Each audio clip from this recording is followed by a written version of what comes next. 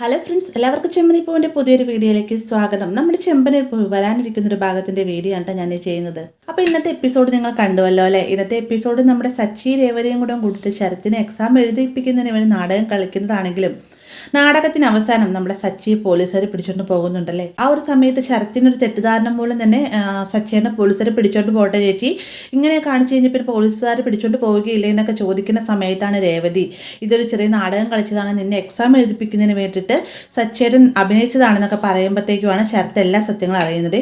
അങ്ങനെ ശരത്തും രേവതിയും കൂടി പോലീസ് സ്റ്റേഷനിൽ ചെന്ന് സംസാരിക്കുന്നുണ്ട്. എന്നാൽ SI പറയുകയാണ്, ഞാനെല്ലാം അറസ്റ്റ് ചെയ്ത മേഡം വന്നാൽ മാത്രമേ സച്ചിയെ പുറത്തിറക്കാനാവൂ എന്നൊക്കെ പറയുന്നത് കേൾക്കുമ്പോൾ രേവതിക്ക് ഭയങ്കര സങ്കടമാവുന്നുണ്ട് കേട്ടോ.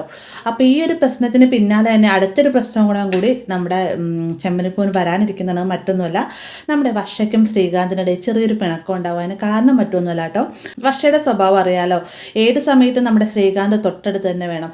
അങ്ങനെ ഇരിക്കുന്ന സമയത്താണ് വർഷയ്ക്ക് ഒരു ചെറിയ പനി വരുന്നത്. ആ ഒരു സമയത്ത് വർഷ ശ്രീകാന്തിനോട് തൻ്റെ അടുത്തിരിക്കാൻ ആവശ്യപ്പെടുന്നുണ്ട്.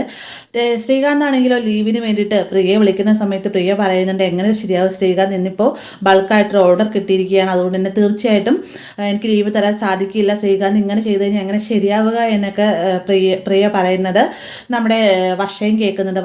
വർഷ തിരിച്ച് പ്രതികരിക്കാൻ തുടങ്ങുന്ന സമയത്ത് ശ്രീകാന്ത് കോള് കട്ട് ചെയ്യേണ്ടത്. എന്നിട്ട് പറയുന്നുണ്ട്, എന്തായാലും വർഷ എനിക്ക് പോയാൽ മതിയാവും, ഞാൻ എത്രയും വേഗം വരാം, നീ എന്തായാലും റെസ്റ്റ് എടുക്കും, ഇവിടെ ഇപ്പോൾ രേവതി ചേച്ചിയൊക്കെ ഉണ്ടല്ലോ എന്നൊക്കെ പറയുന്ന സമയത്ത് നിനക്ക് തുല്യം നീ മാത്രമാണ് ശ്രീകാന്ത്, അല്ല രേവതി ചേച്ചി വന്നിരുന്നിട്ട് എന്താ കാര്യമുള്ളത്, നിനക്ക് എന്തെങ്കിലും അസുഖം ഉണ്ടെന്നാണെങ്കിൽ ഞാൻ തീർച്ചയായിട്ടും ലീവ് എടുത്ത് വീട്ടിൽ ഇരിക്കുന്നതായിരിക്കും, അതുപോലെ തന്നെ നീയും ഇവിടെ ഇരിക്കുക, എൻ്റെ കൂടെ ഇരിക്കണമെന്ന് പറഞ്ഞുകൊണ്ട് വർഷ വാശി പിടിക്കുകയാണ് കേട്ടോ. എന്നാൽ ശ്രീകാന്തിനാവട്ടെ തൻ്റെ ജോലിയോടുള്ള ആത്മാർത്ഥതയും മാത്രമല്ല, ഇന്ന് പോയില്ല എന്നാണെങ്കിൽ തീർച്ചയായിട്ടും തൻ്റെ ജോലി നഷ്ടപ്പെടുമെന്ന് അറിഞ്ഞുകൊണ്ട് തന്നെ വർഷേനോട് വേഗം വരാമെന്ന് പറഞ്ഞുകൊണ്ട് ശ്രീകാന്ത് അവിടെ നിന്ന് പോകുന്നുണ്ട്.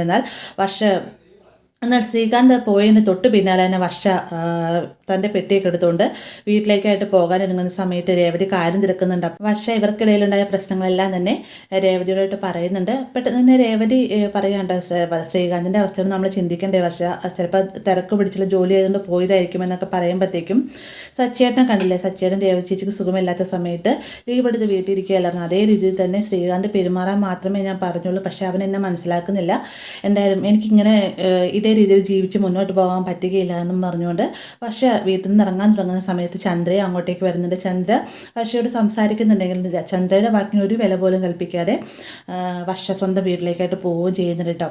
അപ്പോൾ പ്രശ്നത്തിന് പിന്നാലെ അടുത്ത പ്രശ്നം എന്ന രീതിക്ക് നമ്മുടെ വർഷ വീട്ടിലേക്കായിട്ട് പിണങ്ങി പോകുന്ന ഭാഗമാണ്. ഈ ഒരു ഭാഗം അടുത്ത ആഴ്ച നമുക്ക് പ്രതീക്ഷിക്കാം കേട്ടോ. വീഡിയോ ഇഷ്ടമായി കഴിഞ്ഞാൽ ലൈക്ക് ചെയ്യാനും കൂടെ ചാനൽ സബ്സ്ക്രൈബ് ചെയ്യാനും മറക്കരുത്.